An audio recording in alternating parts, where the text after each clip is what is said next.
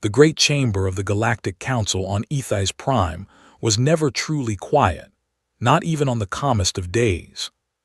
342 species filled the circular hall in tiered rows that climbed toward a ceiling made of living crystal, and every session brought with it the hum of translators, the shuffle of alien bodies, and the constant murmur of politics dressed up as diplomacy. On this particular morning, the session was as boring as any other. Councillor Thisaran, the Speaker of the Galactic Concord, stood at the central podium on his 4 segmented legs, his insectoid wings folded neatly behind his back as he guided the assembly through a dispute over shipping lanes near the Orith Nebula. His voice was smooth and practiced, the voice of someone who had spent 2 centuries turning conflict into conversation and action into committee.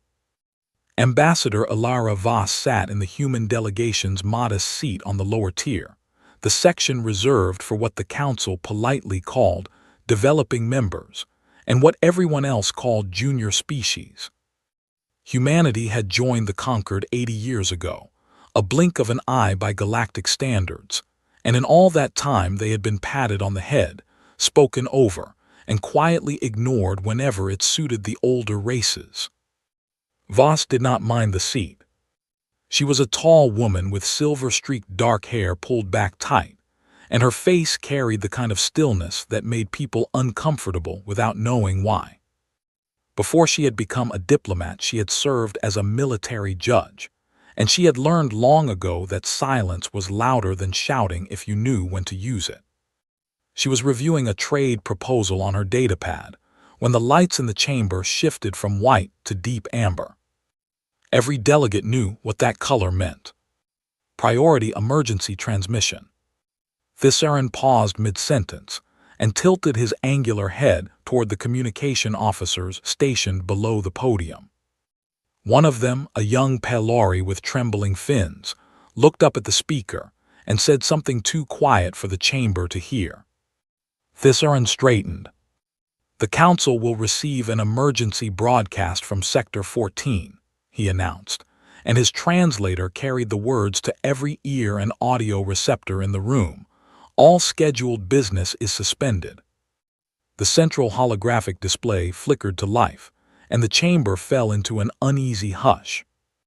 The first image was a planet, green and blue with swirling white clouds, a world that looked painfully like Earth. Text appeared beside it. New Thessaly, human frontier colony, population 1.2 million. Then the image changed. The green surface was scarred with black craters, entire cities reduced to smoldering rubble, forests burned to gray ash stretching for hundreds of kilometers. Distress signals played over the speakers, frantic human voices screaming for help, calling out names, begging anyone to respond. Drone footage followed, captured by automated survey units that had arrived after the attack. Streets filled with bodies, homes torn apart by orbital bombardment, a school with its walls blown inward, and small shapes scattered across the floor that no translator needed to explain. Chemical defoliant had been sprayed across the agricultural zones, turning farmland into poison that would last for decades. And then the footage showed the ships responsible, the long dark cruisers of the Zarathi Dominion, their hulls marked with the red claw sigil that half the galaxy had learned to fear. The Zarathi were a reptilian species built like nightmares, tall and armored with natural bone plating, and they had built an empire not through trade or alliance but through violence and the threat of more violence. This was not the first time they had done something like this. 50 years ago they had wiped out the Ilwari, a peaceful aquatic race whose homeworld now sat empty and poisoned. 30 years ago they had scattered the Drenith, burning their colony worlds until the survivors became refugees begging for shelter across the galaxy. Both times the Council had responded with sanctions, formal condemnations, and sternly worded resolutions that the Zarathi had ignored completely. Both times the Council had offered mediated dialogue and called it justice. Now they had come for the humans.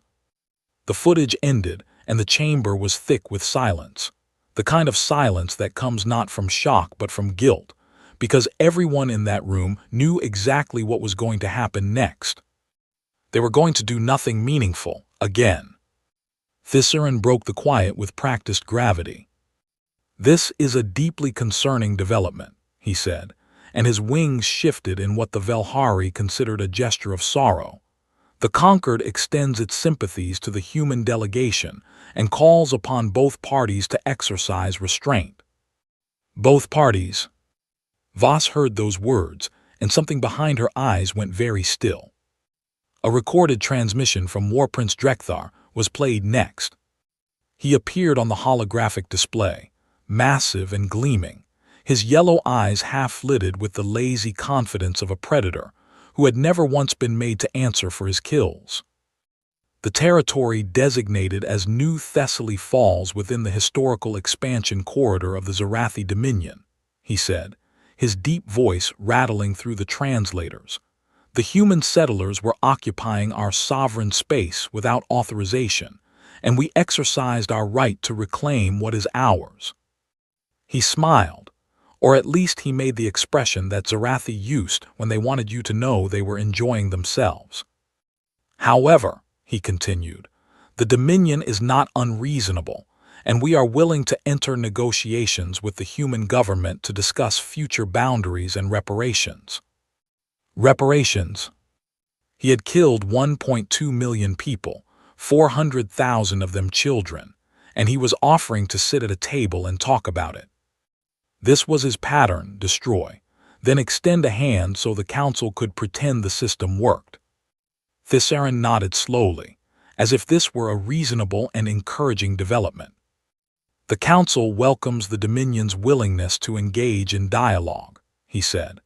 "I propose the formation of a mediation committee to facilitate discussion between the Zarathi Dominion and the United Earth Government, with full arbitration rights granted to the Conquered." 17 species seconded the motion before the echo of his words had faded. It was happening again. The same script, the same theater, the same slow burial of the dead under layers of procedure and politeness. In the human delegation section, Voss set down her datapad. She pressed her fingertips together and stared at the holographic image of Drekthar's smiling face for a long moment, and anyone watching her closely would have noticed that her hands were perfectly steady. That was the part that should have frightened them. She stood. The motion sensors tracked her rise, and her delegation's indicator light turned from passive blue to active green, signaling a request to address the chamber. Thisaran glanced down at her with the particular expression that older species reserved for humans: patient, slightly amused, the look of an adult watching a child raise their hand in a room full of grown-ups. "The Council recognizes Ambassador Voss of the United Earth Government," he said. Voss walked to the speaker's rail at the edge of her tier. She did not hurry. Every step was measured and deliberate, her boots clicking against the polished floor in a rhythm that somehow made the vast chamber feel smaller. She reached the rail and looked out across the assembled delegates.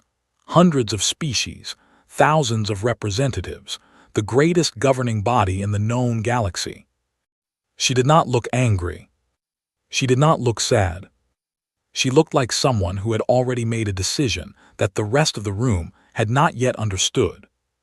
"Thank you, Councillor Thisaran," she said, and her voice was calm and clear, carrying through the chamber without effort. She paused, and in that pause the silence returned, heavier now, weighted with something that several of the older delegates would later describe as dread without knowing why they felt it. "The United Earth Government has authorized me to deliver the following formal statement to the Galactic Conquered," she said. She reached into her jacket and produced a single folded document, real paper, an almost extinct medium that humans still used for declarations they considered sacred. She unfolded it, and the chamber waited. Ilara Voss held the unfolded document in both hands and read it the way a soldier reads an oath, without passion, without hesitation, and with the absolute certainty of someone who means every single word. Directive 7 of the United Earth Government, also known as the Iron Doctrine, is hereby invoked and entered into the record of the Galactic Concord. She began. The translators carried her words to every corner of the chamber, and already several delegates were leaning forward in their seats because the humans had never invoked anything before. They had always nodded, agreed, cooperated, gone along with whatever the council decided. Not today. On the 14th day of the 9th Galactic Standard Month, Voss continued, forces belonging to the Zarathi Dominion conducted a deliberate and systematic extermination of the civilian population of New Thessaly, a lawfully established colony of the United Earth Government. She did not look up from the paper. 1.2 million human beings were killed, including approximately 400,000 children under the age of 16. The number hung in the air like smoke. The United Earth Government does not recognize the Zarathi Dominion's claim to any authority, territory, or right to dialogue, following a deliberate act of genocide against a civilian population. Now she looked up, and her eyes swept the chamber with the slow precision of a searchlight. Humanity does not negotiate with those who murder its children. The silence in the chamber was so complete that delegates on the upper tiers could hear the hum of the station's environmental systems. Effective immediately, Voss said. A state of total war exists between the United Earth Government and the Zarathi Dominion, and this state of war will continue until every individual responsible for the massacre at New Thessaly is captured or destroyed. She folded the paper once and placed it on the speaker's rail. This is not a request for council arbitration, she said, and now her voice carried something new, not anger, not grief, but a cold and absolute finality that made the translators struggle to find equivalents in a dozen alien languages. This is a notification. The chamber erupted. Thissaron's wings flared wide, a Velhari expression of alarm that he had not shown in over a century of political life. Ambassador Voss, the Concord does not permit unilateral military action by member states, he said, his voice rising. You will withdraw this declaration immediately and submit to the arbitration framework as required by the founding charter. Voices overlapped from every tier species shouting objections, demanding explanations, calling for order. The Malthari delegation slammed their ceremonial staffs against the floor in protest. The Orvani ambassador covered her facial vents, a gesture of profound distress. Voss waited. She stood perfectly still at the rail while the chaos swirled around her, and she waited with the patience of a woman who had spent years sitting in courtrooms watching guilty people try to talk their way out of consequences.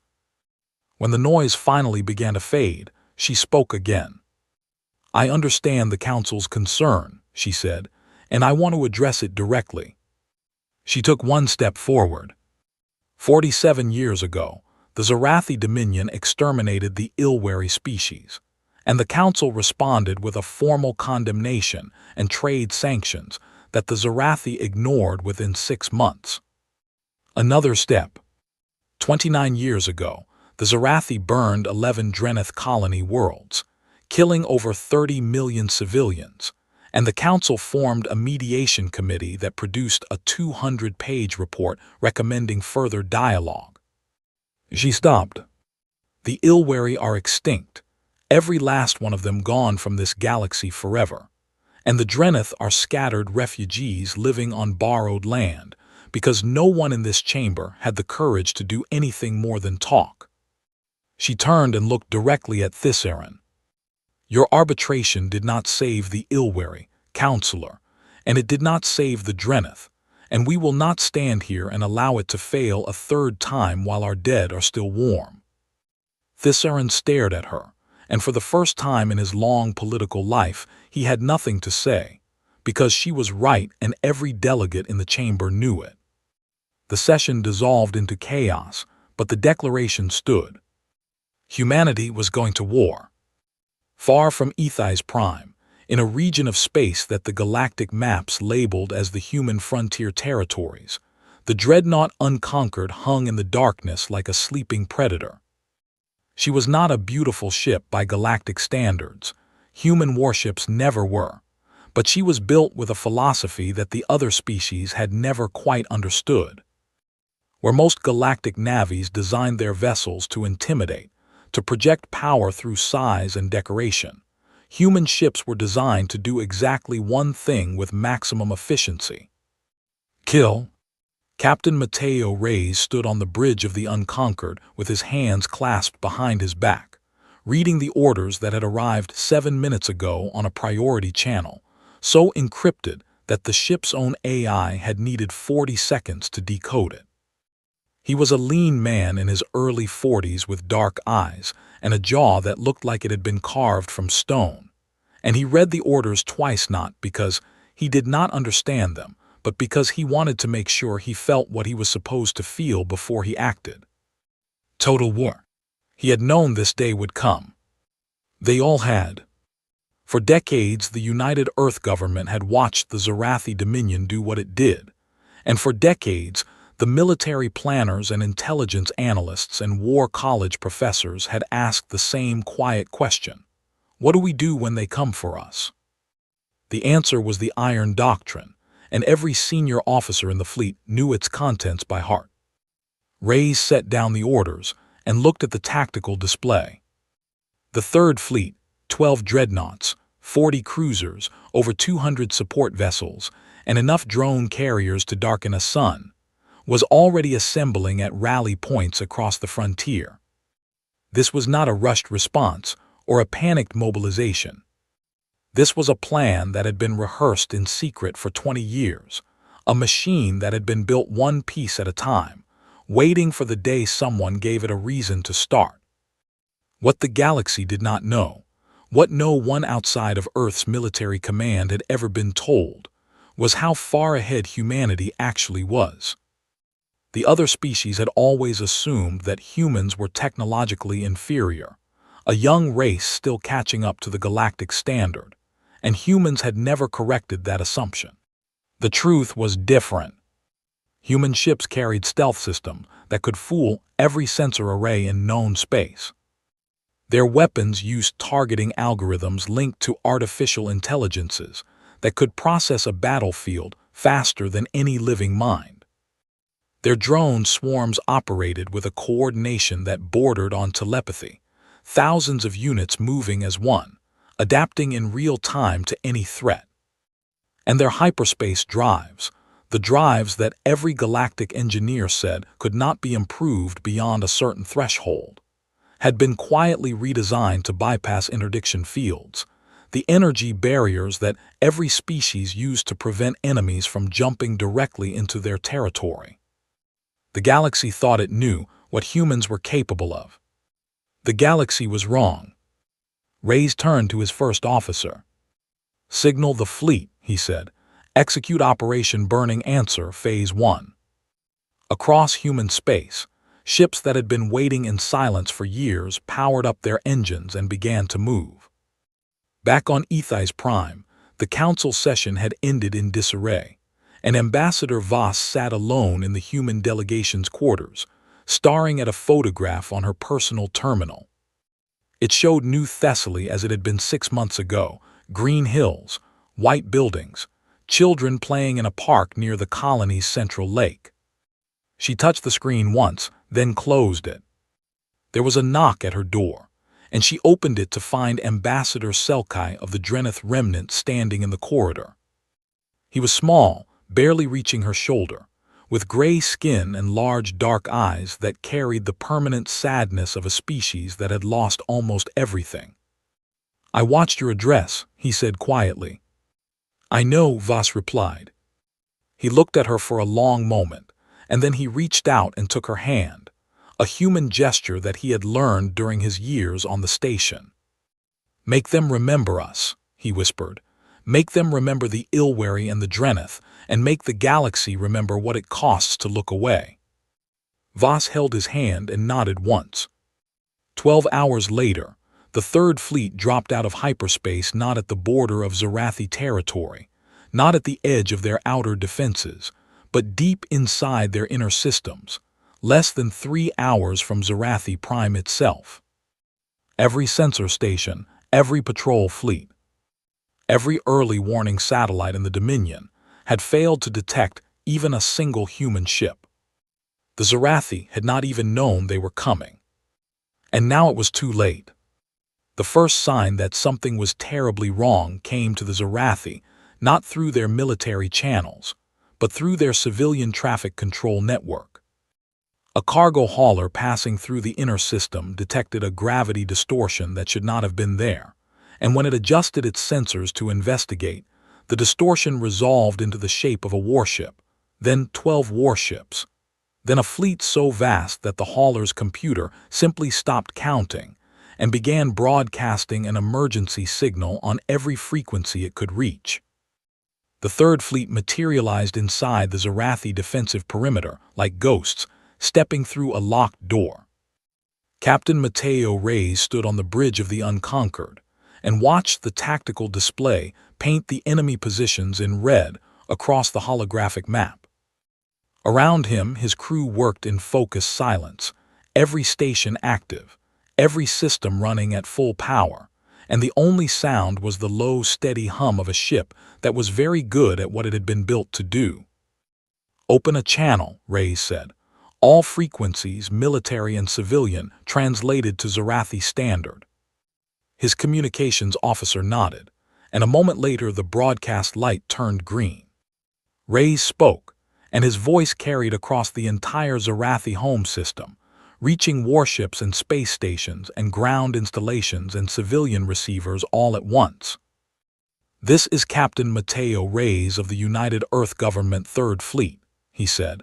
"We are not here for your territory, and we are not here for your resources, and we have no interest in your empire or your politics." He paused. "We are here for your killers." The words hung in the void between the stars. Every officer and every soldier who participated in the attack on the human colony of New Thessaly is to surrender themselves immediately to the nearest human vessel, and if this condition is met, no further blood will be spilled. He cut the transmission and waited.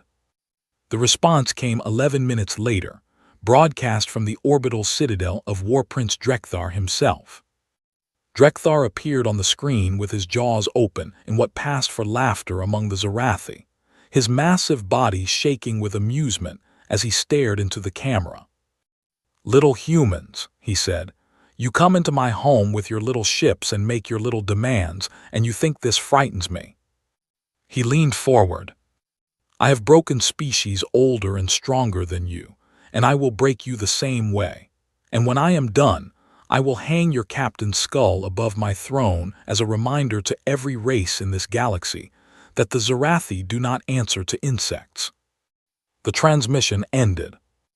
Reyes looked at his first officer, a woman named Commander Priya Anand, whose expression had not changed once during Drekthar's entire speech.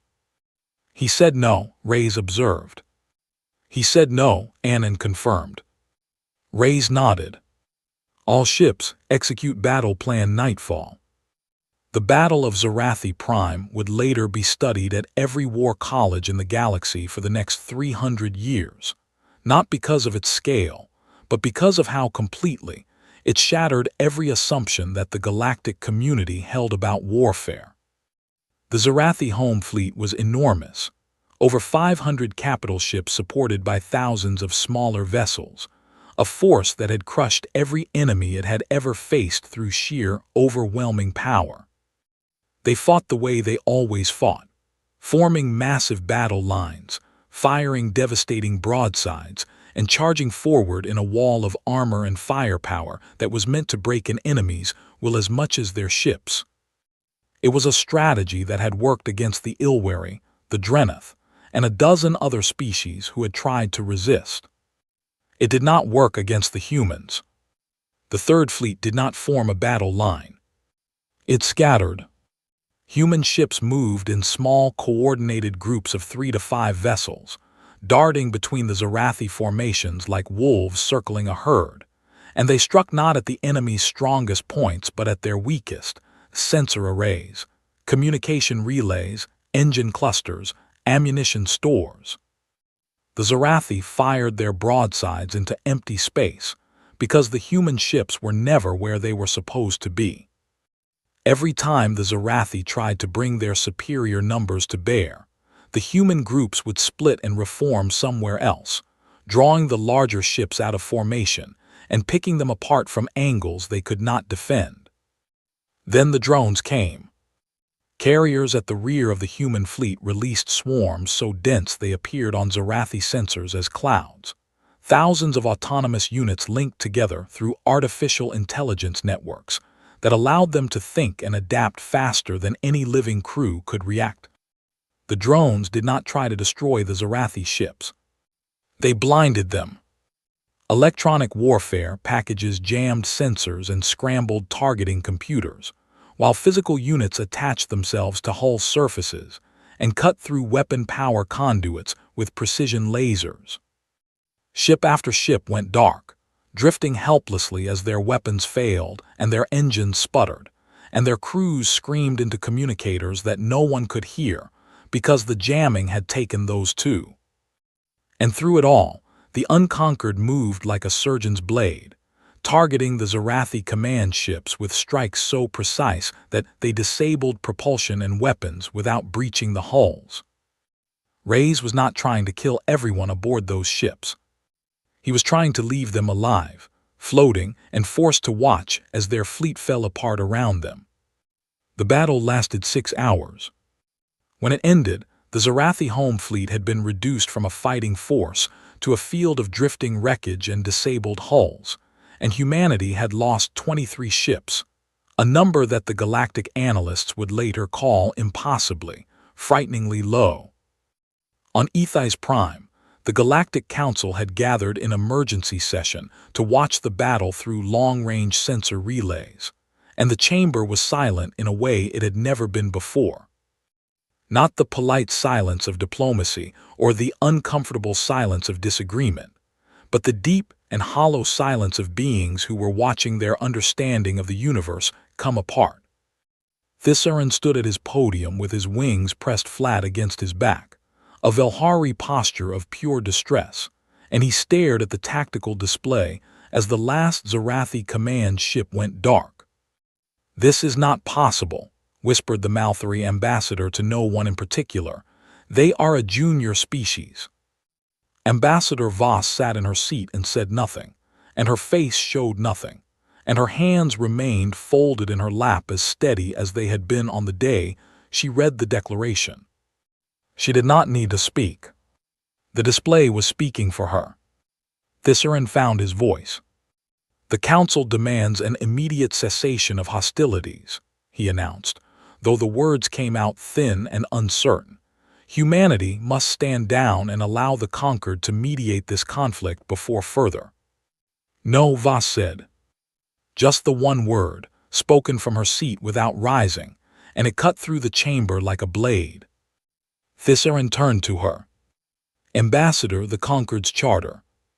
"The Conquered had decades to stop the Zarathi from killing," Voss said, still seated, still calm, still terrifying. "It chose arbitration, and arbitration chose to let species die, and we choose differently." No one responded. Far from both the battle and the politics, on the burned surface of New Thessaly, human ships were landing, not warships but recovery vessels, medical transports and forensic teams. They spread across the ruins of the colony with scanners and cameras and sample kits, and they began the slow and terrible work of documentation. Every body was photographed, tagged, and identified where possible. Every mass grave was mapped and measured. Every piece of evidence, spent Zarathi ammunition casings, chemical weapon residue, boot prints in the ash, was collected and cataloged with the precision of investigators who knew that every piece of data would matter in a courtroom. And then humanity did something that the Council had spent decades making sure no one ever did. They released it all. Unedited and uncensored footage of New Thessaly's destruction was broadcast across the entire galactic communications network.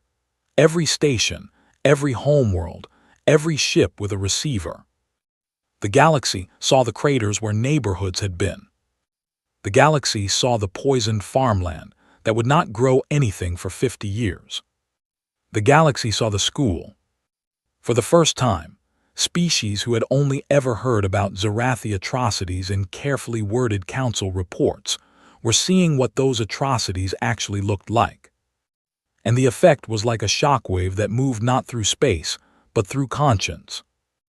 On 100 different worlds, ordinary beings watched the footage and felt something shift inside them. The comfortable distance between themselves and the victims collapsed, and what was left was the raw and undeniable truth that this had happened because no one had stopped it. In his orbital citadel above Zarathi Prime, War Prince Drekthar watched his broken fleet drift and felt something he had never experienced in his entire life. Fear. Not of death, Zarathi did not fear death, but of something worse. Irrelevance. He activated his long-range communicator and transmitted a message, but he did not send it to the humans. He sent it to the Galactic Council. "This is War Prince Drekthar of the Zarathi Dominion," he said, and for the first time his voice carried no amusement and no contempt. "I am invoking the Conquered Mutual Defense Clause and requesting immediate military assistance against the unlawful aggression of the human species." He was begging. The predator who had laughed at the deaths of millions was begging the very institution he had mocked for a century to save him. And across the galaxy, everyone was watching to see what the Council would do.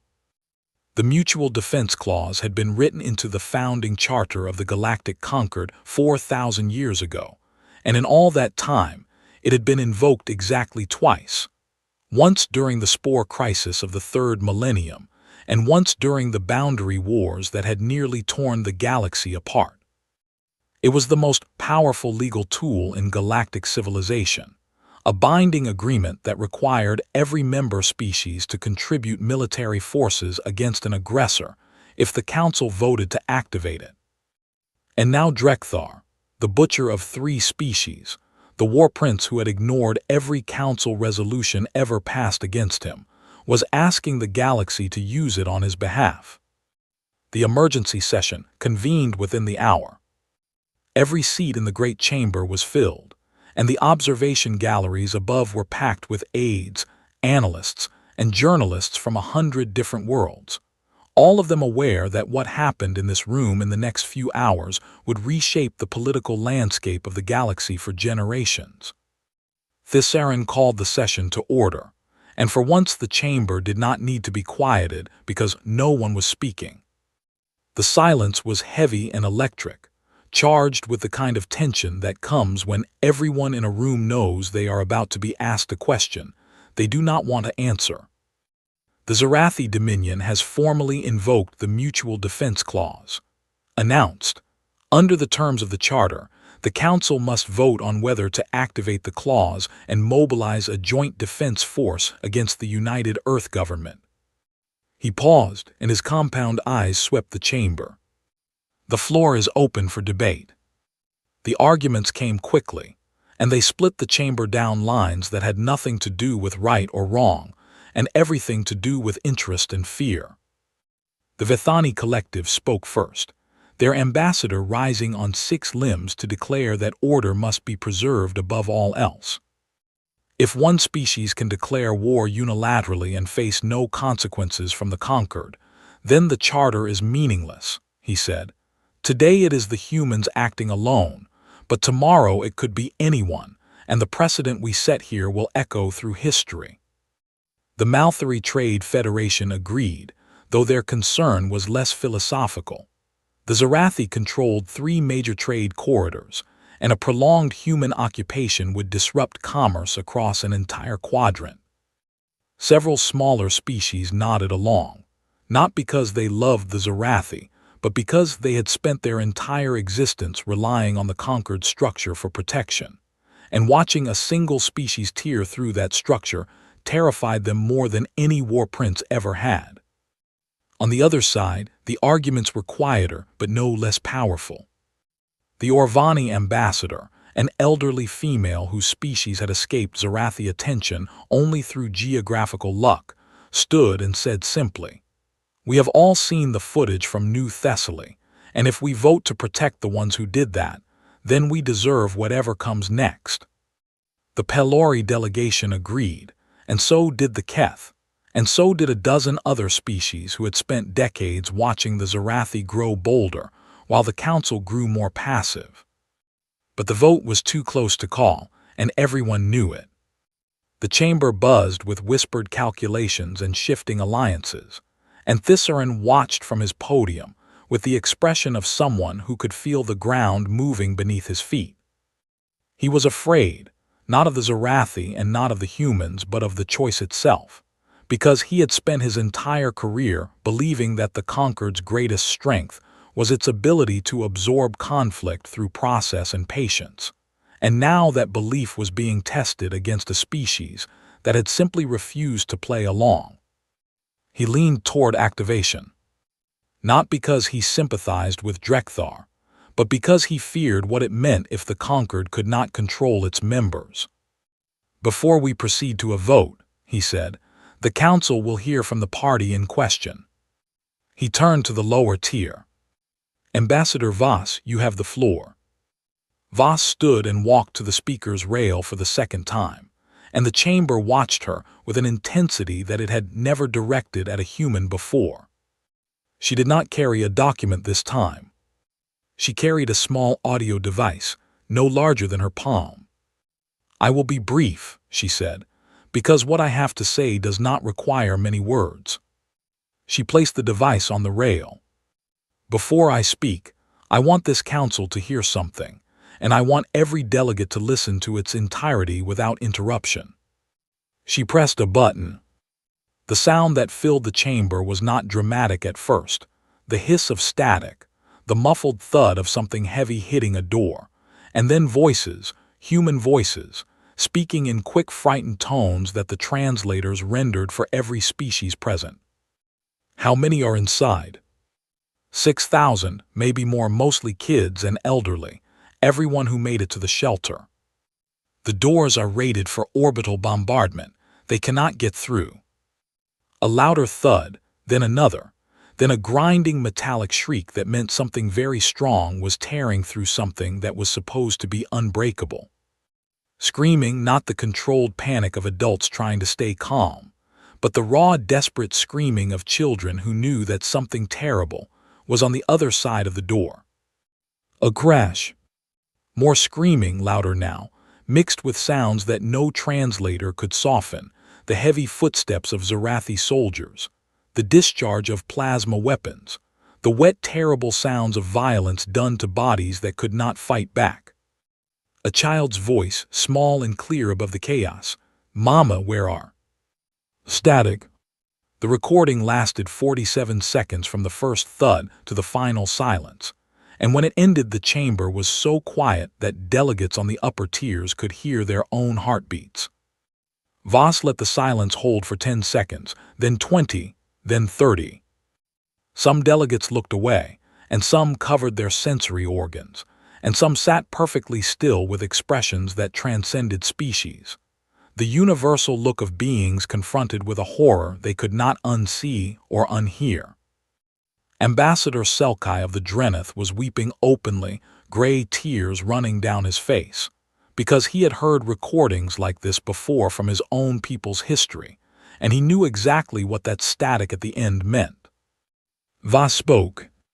"You are afraid of us," she said, "and I understand that because we are efficient in war and we do not posture, and we do not bluff, and when our children are murdered we come for those responsible and we do not stop." Her voice was steady, calm, and completely without mercy. "But I want every delegate in this chamber to ask themselves one question before they cast their vote." She paused. "In the 80 years since humanity joined this Conquered, have we ever started a war?" Silence. Have we ever threatened another species? Silence. Have we ever conquered a single world, or stolen a single resource, or harmed a single being who did not first raise a weapon against us? Silence, because the answer to every question was no, and everyone in the room knew it. You know what we are, Voss said. We are builders and explorers and traders and neighbors, and we have been all of those things since the day we joined this Concord. She pointed to the audio device on the rail. The Zarathi have attacked 4 species in 50 years, and each time this council responded with sanctions and dialogue and committees and reports. And each time the Zarathi waited for the attention to fade, and then did it again. Her hand dropped. The Ilwari followed your process, and they are gone, every one of them forever. And the Drenith followed your process, and they are broken, and now you are asking us to submit to the same process that failed them. She shook her head. We will not. If you choose to stand between us and the ones who did this, she said, gesturing to the now silent audio device, that is your right under the Charter, and we will not pretend that we can fight the entire galaxy. But know this, we will not stop, and every ship you send against us is a ship that is protecting the killers of children, and history will remember which side of this you chose. She returned to her seat. Thisaren stared at the audio device on the rail as if it were a bomb, and in a way it was, because it had detonated something inside the chamber that no amount of procedural language could reassemble. The vote will proceed, he said, and his voice was barely above a whisper. One by one, each species cast their decision through the electronic voting system, and the results appeared on the central display in real time. The Orvani voted no, they would not protect the Zarathi. The Pelari voted no. The Keth voted no. The Drenith voted no, and Selkai's hand trembled as he entered it. The Malthari, who had argued for activation, hesitated, and then voted no. The Vithani, who had spoken so passionately about precedent and order, abstained. Species after species after species rejected the clause, and the count climbed not gradually, but in a cascade, like a dam breaking, as delegates who had been uncertain saw which way the tide was moving and found their courage or their fear, or whatever it was that made them choose. The final count was 312 against activation, 19 in favor, and 11 abstentions. It was not close. It was a landslide. Read the result and set down his speaking rod, a gesture that, in Velhari culture, meant the acceptance of something painful and irreversible. The motion fails, he said. The mutual defense clause will not be activated. Somewhere in the upper galleries, a Drenith aide began to applaud, a human gesture that the Drenith had adopted decades ago, and within moments the sound spread, not to the full chamber but to enough of it that the message was clear. Drekthar was alone. His transmission, still technically open on a diplomatic channel, dissolved into static as someone on the Zarathi end cut the connection. In the human delegation's quarters, Voss sat down and closed her eyes for just a moment, and for just a moment the mask cracked and something raw and exhausted showed through before she sealed it away again. Her communicator chimed. A message from Captain Reyes. Council vote received, proceeding to final phase. The Citadel is powering weapons. He is choosing to fight. Voss typed back 2 words, end it. Above Zarathi Prime, the Unconquered turned its bow toward the orbital Citadel, where War Prince Drekthar had sealed himself inside with his personal guard, and the Citadel's weapon batteries were glowing hot, charging for a last stand that everyone except Drekthar knew was already over. Reyes opened one final channel. War Prince Drekthar, you are charged with the genocide of 1.2 million civilians on New Thessaly, and you are ordered to surrender yourself and all officers involved in the attack, and this is your final opportunity to do so. The Citadel's weapons fired. Reyes closed the channel. All ships weapons free. The Citadel was a fortress built to survive the death of stars, a massive orbital structure armored with layers of plating that could withstand bombardment for days, and its weapon batteries threw walls of plasma fire into the void with enough force to crack a moon. Drekthar had built it as a monument to his own invincibility, and now he was using every system it had to prove that monument right. It lasted 14 minutes. The Third Fleet did not try to batter through the Citadel's defenses with brute force, because brute force was never how humans fought. Instead, drone swarms descended on the station in waves, identifying weapon emplacements and feeding their positions to the fleet's targeting network in real time. And one by one, the batteries went silent as precision strikes found the gaps in the armor where power conduits ran close to the surface. Electronic warfare ships jammed the Citadel's sensor grid so completely that the Zarathi gunners were firing blind within the first 3 minutes, pouring plasma into empty space, while the human fleet moved around them like water flowing around a stone. When the last weapon battery went dark, Captain Reyes gave the order that he had been waiting to give since the day he learned his sister had died on New Thessaly. Boarding teams go. The breaching pods launched from the fleet in coordinated salvos, punching through the Citadel's hull at 12 different points simultaneously, and human marines poured into the station's corridors with a speed and violence that the Zarathi defenders had never experienced. The Zarathi were physically larger, stronger, and covered in natural bone armor that could stop a knife blade, and in any other era of warfare that would have mattered. It did not matter here. The Marines moved in fire teams of 4, linked through neural communication implants that allowed them to share tactical awareness without speaking, and they cleared corridors with a systematic precision that turned every Zarathi advantage into a liability. The Zarathi fought in the open because their species had always relied on their size and their armor, but the humans fought from cover and used angles and crossfires that the defenders could not see until it was too late. Automated combat drones moved ahead of the Marine teams, drawing fire and mapping enemy positions, so that every engagement was over before the Zarathi understood it had begun. It was not a battle. It was a hunt. Drekthar's personal guard, 300 of the most elite warriors in the Dominion, made their stand in the throne room at the center of the Citadel, a massive chamber lined with the trophies of Drekthar's conquests, weapons taken from defeated species, banners from destroyed worlds, and in a glass case near the throne, a small carved figure that had once belonged to an ill-wary child.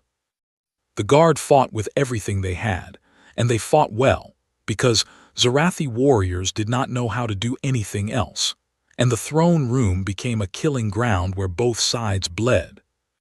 The Marines took casualties, 17 dead and 41 wounded in the final assault, and every one of those names would later be etched into a memorial wall on Earth beside the names of the New Thessaly dead.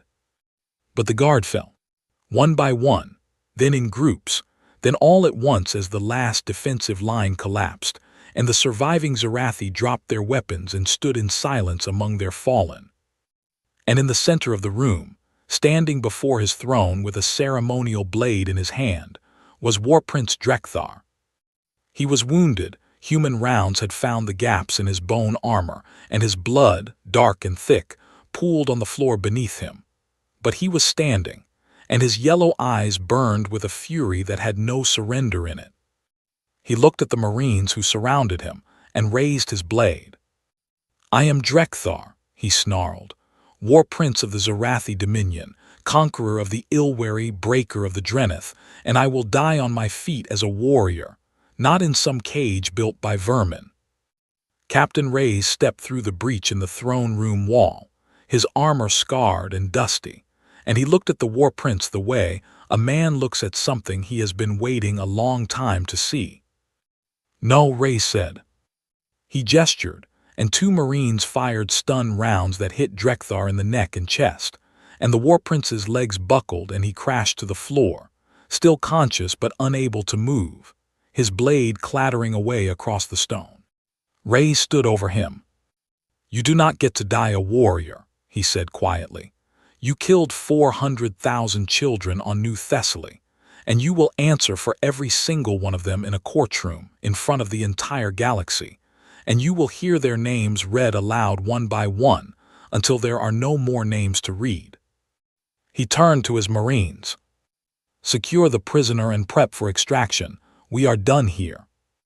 The aftermath unfolded over weeks, and it changed the galaxy in ways that no one fully understood until much later. The Zarathi Dominion collapsed, not because humanity destroyed it, but because humanity removed the man who had held it together through fear. Without Drekthar and his inner circle, the Dominion fractured into a dozen competing factions. Regional warlords who turned on each other almost immediately in a scramble for power that consumed whatever military strength the Zarathi had left. Humanity did not occupy a single kilometer of Zarathi space. The Third Fleet withdrew completely once the prisoners had been secured, pulling back behind human borders as if the most devastating military campaign in modern galactic history had been nothing more than an errand. This was perhaps the detail that frightened the galaxy most of all, not the power humanity had shown, but the restraint. They had proven they could destroy the Zarathi Dominion entirely, wipe them from the stars the way the Zarathi had wiped the Ilwari, and they had chosen not to. They had taken only what they came for, the ones responsible. Drekthar and 147 Zarathi officers were transported to Earth, to a courthouse in The Hague that had been built centuries ago to try war criminals from humanity's own bloody history. The trial was broadcast on every galactic channel in real time, and it was nothing like what the galaxy expected. There was no spectacle, no theater, no vengeful rhetoric from the prosecution. The trial was methodical, meticulous, and devastatingly thorough. Evidence was presented piece by piece: sensor logs from the attack, communication records showing Drekthar personally ordering the bombardment of civilian zones, chemical analysis of the defoliants used on the farms, DNA identification of the dead matched to population records, and the testimony of the 17 survivors who had been pulled from the ruins. The Zarathi officers were given legal representation, human lawyers, because no Zarathi attorney had the training or the standing to operate in the court, and those lawyers fought for their clients with genuine dedication, because that was how the system worked, and humanity wanted the galaxy to see that it worked even when the defendants were monsters. When it was Drekthar's turn to face the evidence, the prosecution played the recording, the same 47 seconds that Ambassador Voss had played for the council, and then they read the names. Every name. 400,000 children, read aloud one after another in a process that took 11 continuous days and required rotating teams of readers, because no single human could do it without breaking. Drekthar sat in his restraints and listened, and somewhere around the third day his expression changed, not to remorse. Perhaps he was not capable of that, but to something that looked like the understanding that this would be his legacy, not conquest, not power, but this room and these names and the galaxy watching him hear them. The verdicts came down, guilty on all counts, every officer, every charge. The sentences ranged from life imprisonment to permanent exile, and Drekthar himself received the maximum, solitary confinement for the remainder of his natural life, in a facility designed to ensure that remainder would be very, very long. Back on Ethais Prime, the council had watched the entire trial in something approaching awe, because no species in the history of the conquered had ever responded to genocide by capturing the perpetrators and giving them a fair trial. The expected response was annihilation. That was what empires did. That was what the Zarathi themselves would have done. And instead the humans had built a cage out of law and evidence and put the monster inside it where the whole galaxy could see. Counselor sat in his quarters after the verdict and stared at nothing for a long time. His aide, a young Velhari who had served him for 20 years, finally spoke. "Counselor, the session tomorrow." "We failed," Thisaran said quietly, and his wings hung limp against his back in a posture of absolute defeat. "For decades we chose comfort over justice and called it diplomacy, and species died because we did not have the courage to act, and then the humans came along and simply refused to make the same choice." He turned to his aide. "And the worst part is that they were right." On the same day, Ambassador Selkai of the Drenith Remnant formally requested that evidence of Zarathi atrocities against his people be included in the trial record. Voss agreed within the hour, and for the first time in 30 years the Drenith dead were named and counted, not in a council report that no one read, but in a courtroom that the entire galaxy was watching. Selkai attended the session in person, sitting in the gallery with his hands folded and his dark eyes fixed on the screen as name after name appeared. Drenith names, Ilwari names, human names, all of them together, all of them finally counted. 2 weeks after the trial concluded, a Galactic Standard broadcast was transmitted from Earth on a priority channel that reached every receiver in known space. Every station, every homeworld, every ship, every outpost. It was classified as a formal notice from the United Earth government, and it read, "Let it be known to all species, governments, and entities within the Galactic Concord. Humanity does not seek war, and humanity does not seek empire, and humanity extends its hand in friendship and cooperation to all who approach in good faith.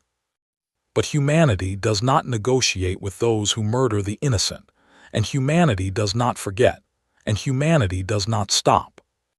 This is not a threat, it is a promise. Govern yourselves accordingly." On Ethais Prime, in the Great Chamber of the Galactic Council, 342 delegations sat in their seats as the alert chimed on every console simultaneously. The crystal ceiling caught the light and scattered it across the room in patterns that shifted like living things, and the hum of the translators was the only sound as every delegate read the message in their own language. Read it twice. The Orvani ambassador read it and nodded once. The Malthari read it and sat very still. Ambassador Selkai read it through tears and held the small carved figure that the human marines had recovered from Drekthar's trophy case and returned to him. An Ilwari child's toy, the last physical artifact of an extinct species, now held in the hands of someone who understood what it meant. Ambassador Voss sat in humanity's seat on the lower tier, the section for junior species, and she did not look up because she did not need to see the room to know what was happening in it. The message glowed on every screen. The chamber was full, 342 species, thousands of representatives, the greatest governing body in the known galaxy. And not one of them said a single word.